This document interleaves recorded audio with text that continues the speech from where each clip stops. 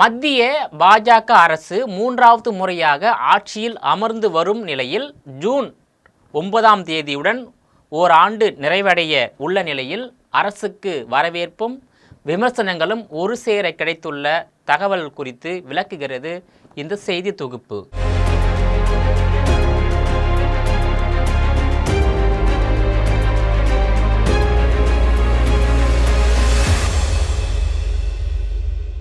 இந்திய பிரதமர் நரேந்திர மோடி தலைமையிலான மத்திய பாஜக அரசு தொடர்ந்து மூன்றாவது முறையாக ஆட்சி செய்து வருகிறது. மூன்றாவது முறையாக அமைந்த ஆட்சியில் நரேந்திர மோடி அவர்களும் தொடர்ந்து மூன்றாவது முறையாக இந்தியாவின் பிரதமராக பொறுப்பேற்று வரும் நிலையில் ஜூன் 9ஆம் தேதியுடன் ஓராண்டு நிறைவடைய உள்ளது. இந்த ஓராண்டு ஆட்சியில் மத்திய பாஜக அரசு விமர்சனங்களையும் வரவேற்பையும் பெற்றுள்ளது. இதில் பகல்காம் தாக்குதல், ஆபரேஷன் சிந்தூர், பயங்கரவாதிகள் ஒழிப்பு ஆகிய பாதுகாப்பு விவகாரங்கள் சார்ந்த விஷயங்கள் மற்றும் வகுப்பு வாரிய திருத்த சட்டம், தங்க நகை கட்டுப்பாடு, இந்தியாவின் வரி விதிப்பை அமெரிக்க அதிபர் டொனால்டு ட்ரம்ப் விமர்சித்தது, இதற்கு மத்திய அரசு எதிர்வினை ஆற்றாதது உள்ளிட்டவை கடும் விமர்சனத்துக்கு உள்ளாகி உள்ளது. இதேபோல் மத்திய நிதிநிலை அறிக்கையில் தனிநபர் வருமான வரி உச்சவரம்பை உயர்த்தியது, உள்கட்டமைப்பு சார்ந்த திட்டங்கள், பெண்களுக்கான திட்டங்கள், வேளாண் திட்டங்கள் தொடர்வது போன்றவை வரவேற்பை பெற்றுள்ளன. இருந்தாலும் மூன்றாவது முறையாக மத்தியில் பாஜக ஆட்சி அமைப்பதற்கு உதவியாக இருந்து வரும் பீகார், ஆந்திரா மாநிலங்களை மையப்படுத்தி திட்டங்கள், சட்டங்கள் இருப்பதாக விமர்சனங்களும் எழுந்துள்ளது. முதல் 10 ஆண்டுகளில் பாஜகவுக்கு இருந்த ஆதரவை விட இந்த முறை ஆதரவு இல்லாததால் தெலுங்கு தேசம் மற்றும் ஐக்கிய ஜனதா தளம் ஆதரவுடன் ஆட்சி அமைக்க வேண்டிய நிலைக்கு பாஜக தள்ளப்பட்டுள்ளது. குறிப்பாக மத்தியில் பாஜக கூட்டணி ஆட்சி அமைந்துள்ளது. இதுவே மிகப்பெரிய விமர்சனங்களுக்கு வழிவகுத்து உள்ளது.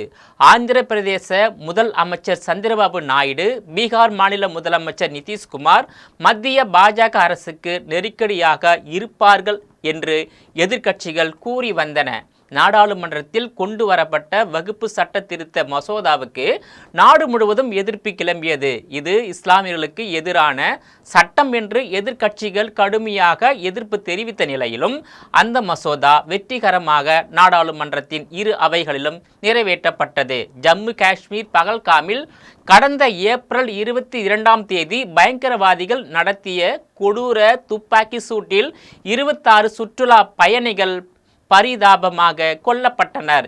இது உளவுத்துறையின் தோல்வி என்றும் எல்லை கட்டுப்பாட்டு கோட்டில் இருந்து தொலைவில் உள்ள பகல்காமில் பயங்கரவாதிகள் நுழைந்ததை தடுக்காதது பாதுகாப்புத்துறை சார்ந்த தோல்வி என்றும் எதிர்க்கட்சிகள், பொதுமக்கள் விமர்சனங்கள் முன்வைத்து உள்ளனர். இந்த தாக்குதலுக்கு பதிலடியாக நடத்தப்பட்ட ஆபரேஷன் சிந்து நடவடிக்கையும் மத்திய அரசின் வெளிப்படை தன்மை இல்லாததால் விமர்சனங்களுக்கு உள்ளாகி உள்ளன. சிறப்பு பாராளுமன்றத்தை கூட்டி ஆபரேஷன் சிந்தூர் குறித்து விரிவாக விவாதிக்க வேண்டும் என்று எதிர்க்கட்சிகள் தொடர்ந்து வலியுறுத்தி வருகின்றன.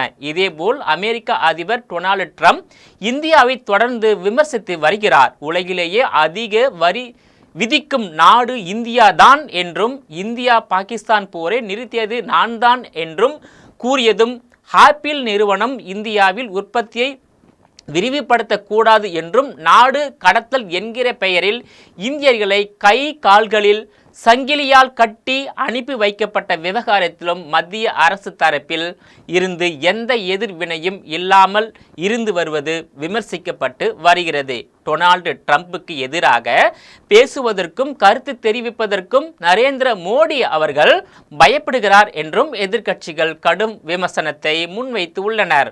மத்திய பட்ஜெட்டில் தனிநபர் வருமான வரி வரம்பு 12 லட்சமாக உயர்த்தப்பட்டது. நடுத்தர வர்க்கத்தினர் மத்தியில் பெரும் வரவேற்பை பெற்றது. பயங்கரவாதிகளுக்கு அடைக்கலம் தரும் பாகிஸ்தானுடனான வர்த்தகம், சிந்து நதிநீர் ஒப்பந்தம் நிறுத்தம் போன்றவை பெரிய வரவேற்பை பெற்றுள்ளது. இதேபோல் அண்டை நாடான வங்கதேசம் மீது பதில் நடவடிக்கை என்ற பெயரில் எடுக்கப்பட்ட வர்த்தக கட்டுப்பாடும் வரவேற்கப்படுகிறது. இதேபோல் கடந்த பாஜக ஆட்சி காலத்தில் கொண்டு வரப்பட்ட பெண்களுக்கான திட்டங்கள், வேளாண் திட்டங்கள் தொடர்வதும் பாராட்டப்படுகிறது. ஜப்பானை பின்னுக்கு தள்ளி பொருளாதாரத்தில் இந்தியா 4ஆம் இடத்தில் இருப்பதாக மத்திய பாஜக அரசு தெரிவித்து உள்ளது இந்தியாவுக்கு பெருமை தரும் விஷயமாக பார்க்கப்படுகிறது. 3வது முறை தனிப்பெரும்பான்மை இல்லாத நிலையில் சந்திரபாபு நாயுடு, நிதிஷ்குமார் ஆகியோருடன் கூட்டணி வைத்து ஆட்சி அமைந்ததால் ஆந்திராவுக்கும் பீகாருக்கும் நிதிநிலை அறிக்கையில் அதிக நிதி ஒதுக்குவதாக எதிர்க்கட்சிகள் தொடர்ந்து குற்றம் சாட்டி வருகின்றனர். குறிப்பாக இந்தியாவின் 3வது முறையாக பிரதமராக பதவி ஏற்று ஆட்சி செய்து வரும் நரேந்திர மோடி அவர்கள் இதற்கு முன்பாக குஜராத் மாநிலத்தில் தொடர்ந்து 3 முறை முதலமைச்சராக இருந்துள்ளார். 3 முறை முதலமைச்சராக இருந்த பிறகுதான் 2014 முதல் தற்போது வரையில் இந்தியாவின் 3வது முறையாக பிரதமராக இருந்து வருகிறார். 2029 நடைபெறும் நாடாளுமன்ற தேர்தலிலும் பாஜகவே தொடர்ந்து 4வது முறையாக வெற்றி பெறுவதற்கான வாய்ப்புகள் இருப்பதாகவே இந்திய அரசியல் களத்தில் பேசுபொருளாக உள்ளது. ஏனென்றால் ஒரு காலகட்டத்தில் இந்தியாவை ஆளக்கூடிய பலம் வாய்ந்த மக்கள் செல்வாக்கு கொண்ட கட்சியாக அகில இந்திய காங்கிரஸ் கட்சி இருந்தது. சுதந்திரம் அடைந்தது முதல் 2014 வரையில் ஏறக்குறைய காங்கிரஸ் கட்சி 60 ஆண்டுகள் இந்தியாவை ஆண்டது.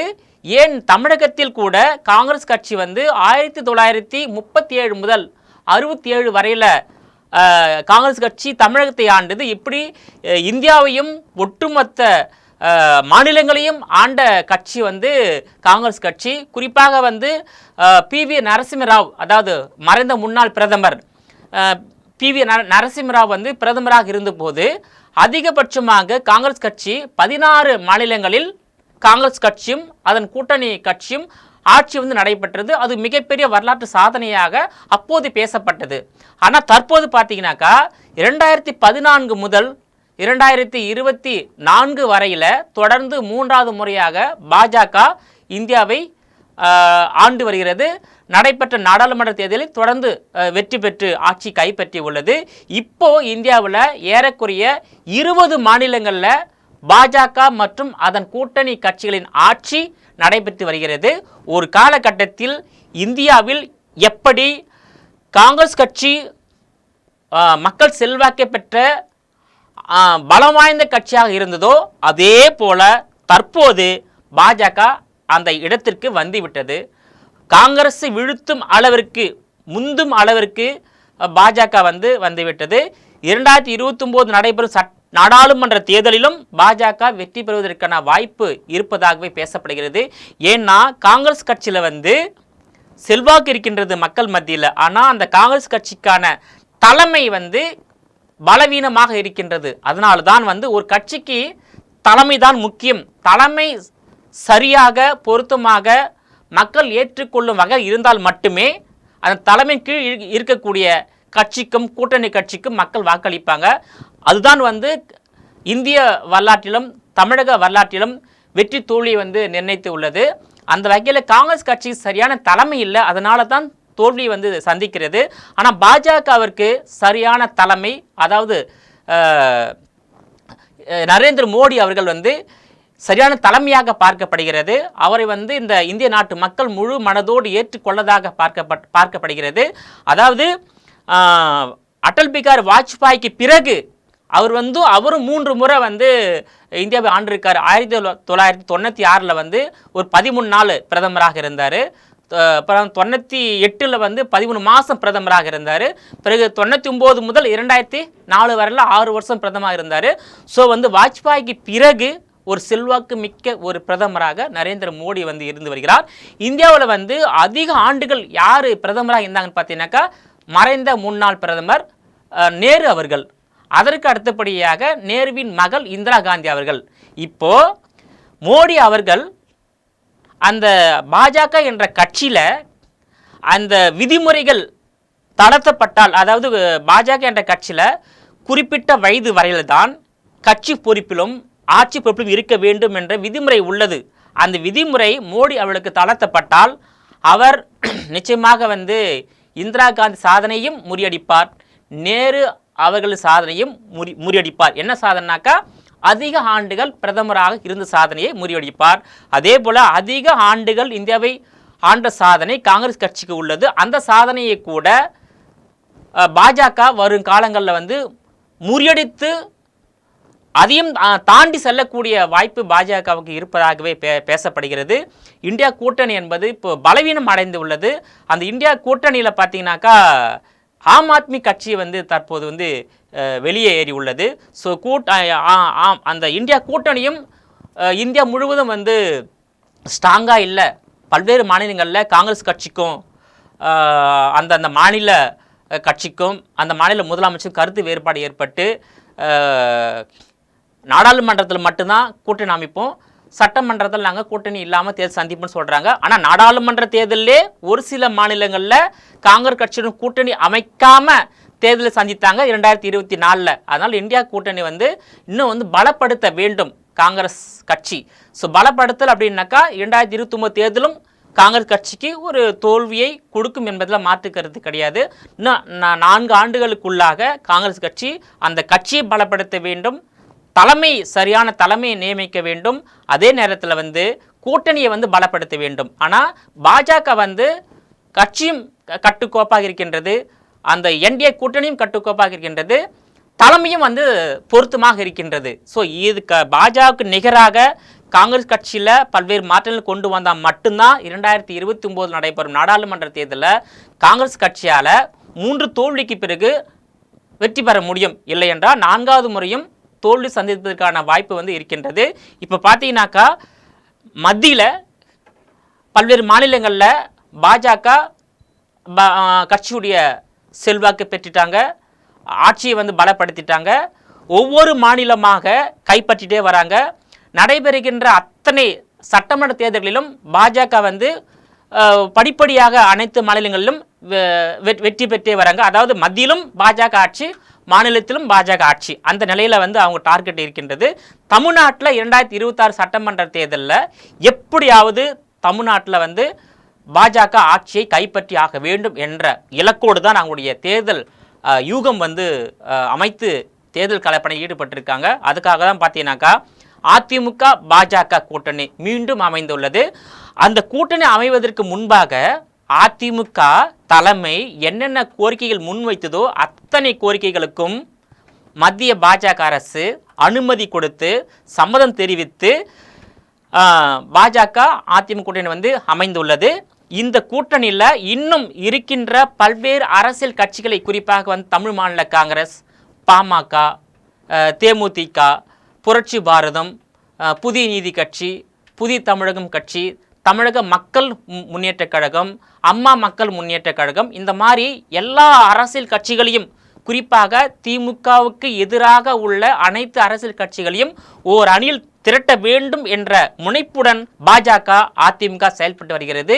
இந்த கூட்டணியில் தமிழகத்தின் புதிய வரவாக உள்ள விஜய் தாவேகா கூட இணைப்பதற்கு அதிமுக பாஜக முயற்சி செய்து வருகிறது. ஆனால் தாவேகா தான் அந்த கூட்டணி ஒப்பந்தத்தில் சமரசம் அடையல. தாவேகா தான் முதலமைச்சர் வேட்பாளர், வெற்றி பெற்ற தான் முதலமைச்சராக வருவேன். அதாவது அந்த ஷீட் ஷேரிங் பார்த்தீங்கன்னாக்கா அவர் 117 இடம் கேட்குறாரு. அதாவது பாஜக கூட்டணி வச்சாலும் இதுவோ இல்லை அதிமுக கூட்டணி வச்சாலும் 117 இடம் கொடுத்தா நான் வருவேன், 2.5 வருடம் எனக்கு முதலமைச்சர் பதவி கொடுக்கணும் அப்படின்னு சொல்லிட்டு அந்த கோரிக்கை முன் வச்சார் அதிமுக கிட்ட. ஆனால் அதிமுக அந்த கோரிக்கையை ஏற்றுக்கல. அதனால அதிமுக தாவேகா உடன் நடைபெற்ற பேச்சுவார்த்தை முன்னேற்றம் அடையல. அதனால் அதன் பிறகு தான் அதிமுக பாஜக கூட்டணி அமைந்துள்ளது. இந்த கூட்டணியில் நாம் தமிழர் கட்சியும் கொண்டு வர வேண்டும் என்ற முயற்சி நடைபெற்றது. ஆனால் அவர் பார்த்தீங்கன்னாக்கா தமிழ்நாட்டில் இந்தியாவில் தமிழ் தேசியம் மலர வேண்டும், அதற்காக நான் எந்த கட்சியுடன் கூட்டணி அமைக்க மாட்டேன், கூட்டணியும் கிடையாது, தேர்தல் நேரத்தில் பரிசு பொருட்களோ பணங்களோ கொடுப்பதற்கான வாய்ப்பும் இல்லை, தனித்தே நேர்மையாக தேர்தலை சந்தித்து நாங்கள் படிப்படியாக வாக்கு சதவீதத்தை உயர்த்தி ஒரு தேர்தலில் ஒரு கட்டத்தில் நிச்சயமாக தமிழ்நாட்டில் நாம் தமிழர் கட்சி நிச்சயமாக ஆட்சி கைப்பற்றும் என்ற நம்பிக்கையோடு அவர் தொடர்ந்து தனியாக தேர்தலை சந்தித்து வருகிறார். அவருடைய அந்த பயணம் குறைந்தது இன்னும் 10-15 ஆண்டுகளில் நிச்சயமாக நாம் தமிழர் கட்சி தமிழ்நாட்டில் ஆட்சி கைப்பற்றுவதற்கான வாய்ப்பு இருக்கும் என்று எதிர்பார்க்கப்படுகிறது. அவங்க அந்த நாம் தமிழர் கட்சியுடைய வளர்ச்சி அதிகமாக இருக்கின்றது. கூட்டணி அமைக்காம, தேர்தலில் பணம் கொடுக்காம, பரிசு பொருள் கொடுக்காம, மாநில கட்சியாக ஒரு அங்கீகாரம், ஒரு நிரந்தர தேர்தல் சின்னம் இந்திய தேர்தல் ஆணையம் நாம் தமிழர் கட்சிக்கு வழங்கியிருக்காங்க. அதனால் அவங்க கட்சி வளர்ச்சி பாதையை நோக்கி போயிட்டு இருக்கு. இதில் அதிமுகவில் என்னன்னா, பாஜக எப்படி கட்சி கட்டுக்கோப்பாக இருக்கிறது, கூட்டணி கட்டுக்கோப்பாக இருக்கின்றது. அதேபோல் திமுகவில் கட்சி கட்டுக்கோப்பாக இருக்கின்றது, கூட்டணி கட்டுக்கோப்பாக இருக்கின்றது. இந்த அதிமுகவில் ஏற்பட்டுள்ள அந்த உட்கட்சி பூசல் சரி செய்யப்பட வேண்டும். அந்த எடப்பாடி பழனிசாமி தலைமையிலான அதிமுகவில் ஓபிஎஸ் அணி, டிடி தினகரன் அணி, வி.கே. சசிகலா அணி, அதே புகழேந்தி, இவங்க எல்லாரையும் ஒன்றாக இணைத்து கட்சியை முதல்ல பலப்படுத்த வேண்டும். அதன் பிறகு கூட்டணி பலப்படுத்த வேண்டும். அதன் பிறகு மக்களை சந்திக்க வேண்டும், வாக்குறுதி கொடுக்க வேண்டும், தேர்தல் சந்திக்க வேண்டும், வெற்றி பெற வேண்டும். ஆனால் எடப்பாடி பழனிசாமி தலைமையிலான அதிமுக பலவீனமாக இருக்கின்றது. அதனை பயன்படுத்தி தான் திமுக கூட்டணி 2019ஆம் ஆண்டு முதல் கடைசியாக நடைபெற்ற இந்த 2025ஆம் ஆண்டு ஈரோடு கிழக்கு தொகுதியில் நடைபெற்ற இடைத்தேர்தல் வரையில் தொடர்ந்து நாடாளுமன்ற தேர்தல், சட்டமன்ற தேர்தல், சட்டமன்ற இடைத்தேர்தல், உள்ளாட்சி தேர்தல் என அனைத்து தேர்தல்களும் வெற்றி பெற்று வராங்க. 2026லும் இந்த வெற்றி தொடரும் என்ற நம்பிக்கையோடு அவங்க தேர்தல் கள பணியை முடக்கி விட்டுருக்காங்க. குறிப்பாக பார்த்தீங்கன்னாக்கா 200 இடங்களில் நாங்கள் வெற்றி பெறுவோம் என்ற நம்பிக்கையுடன் தேர்தலை அவங்க சந்திக்கிறாங்க திமுக. ஏன்னா கூட்டணி அவ்வளோ பலமாக இருக்கின்றது. தேசிய கட்சியான காங்கிரஸ் கட்சி கைக்குள்ளே வச்சிருக்காங்க. தேசிய கட்சியான காங்கிரஸ் கட்சி மட்டும் திமுக இல்லை என்றால் திமுகவில் ஆட்சி கைப்பற்ற முடியாது. அது அவங்களுக்கு தெரியும். அதனால் காங்கிரஸ் கட்சியை, அதாவது மாநில காங்கிரஸ் கமிட்டி நிர்வாகிகளுடன் நடந்து கொள்ளும் விதத்தை காட்டிலும் அகில இந்திய காங்கிரஸ் கட்சி தலைமை, அதாவது சோனியா காந்தி அவர்கள், ராகுல் காந்தி அவர்கள், மல்லிகார்ஜுன கார்கே அவர்கள், அந்த 3 பேருடன் இந்த தமிழக முதலமைச்சர் மு.க. ஸ்டாலின் மற்ற திமுக தலைமையிலான கூட்டணி கட்சி நிர்வாகிகள் சமரசமாக நல்ல நட்போடு இருக்கிறார்கள். அதனால் அந்த கூட்டணி பெரிய வாய்ப்பில்லை. திமுக காங்கிரஸ் கூட்டணி என்பது 2004 தொடர்கிறது. ஏறக்குறைய 21 வருஷமாக அந்த கூட்டணி தொடர்ந்திருக்கின்றது. இன்னும் பார்த்தீங்கன்னாக்கா தமிழ்நாட்டில் திமுக ஆட்சி அமைவதற்கு காரணமாக இருப்பதே காங்கிரஸ் கட்சி தான்.